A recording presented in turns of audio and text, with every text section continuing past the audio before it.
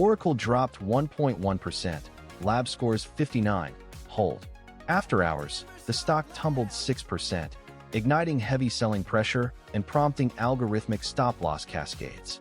A 59 lab score now feels fragile amid that swing, exposing weak earnings momentum. Our deep dive reveals why the after-hours plunge signals a turning point for Oracle, reshaping its cloud growth trajectory.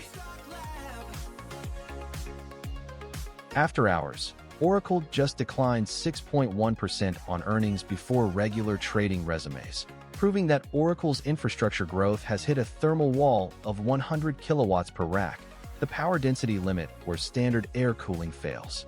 The lab sees a structural margin squeeze as OCI, Oracle Cloud Infrastructure, scales.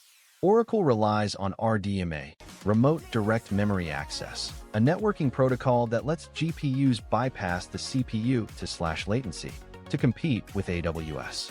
But OCI is tethered to NVIDIA's Blackwell B200, which demands 1,200 watts per chip. The bottleneck is CoWAS, chip-on-wafer-on-substrate, the advanced packaging that stacks memory and logic, which limits how fast Oracle can actually deploy.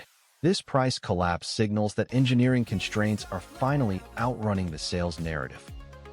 Quarterly financials showing modest revenue momentum for Oracle. After hours, Oracle just declined 6.1% on earnings before regular trading resumes. By Q4 2026, trade protectionism will compress Oracle's margins, the profit percentage left after costs, by 150 basis points. Hardware costs will outpace cloud revenue. The Fed is holding rates at 3.63%. With the 10-year yield, the benchmark interest rate for long-term borrowing, at 4.56%, cheap scaling is over. Oracle's revenue grew 21.7%, but it is hitting a geopolitical wall. New tariff threats act as a silicon tax on data center components. The yield curve, the spread between short and long-term rates, is finally normalizing. The market is pricing a 6.8% recession risk as trade wars reignite. Oracle is fighting a macro environment that is repricing every kilowatt and transistor. Oracle reported earnings per share of $1.79, beating the Wall Street estimate of $1.74 by 3.1%, a solid beat that signals strong execution. Oracle is trading below its 20-day average, currently at 203. After-hours earnings just dropped, and Oracle's PR machine is spinning the same glossy narrative, but the subtext is screaming. Management's headline this quarter: we've laid out clearly and explicitly the supplemental financial metrics in advance. 3 words: clearly, explicitly, advance. Designed to make investors feel transparency. What they're not saying. Why they suddenly needed to preempt the call with a press release. That's damage control for a guidance miss they knew was coming. Here's the decode. Insiders net sold 15,000 shares in 90 days, small in volume, massive in signal. When execs sell after a beat, it's not about the quarter, it's about the next one. R&D efficiency, up 10.6% YOY, but as a percentage of revenue, it's flat. That's not conviction, that's treading water. The momentum breakdown for Oracle. RSI sits at 56, pointing to bullish momentum, with buyers in control.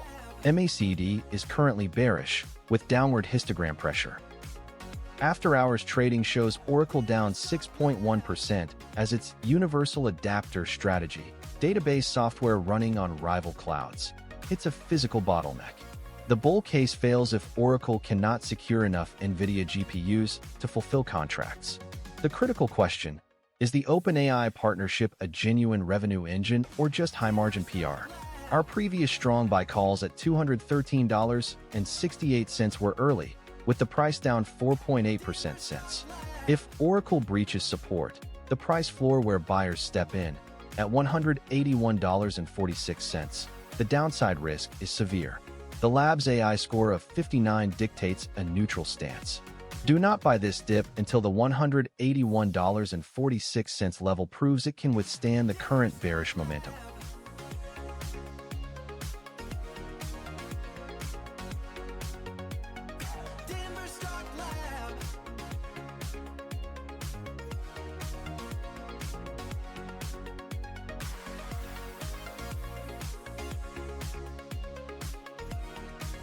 Oracle's Gen 2 AI cloud backlog hit $9.3 billion, yet margins are flat. That's the signal. Have you traded Oracle before? Profit or lesson? Tell us in the comments. This isn't financial advice. We're engineers, not brokers. Markets move fast, numbers change, and past performance never guarantees future returns.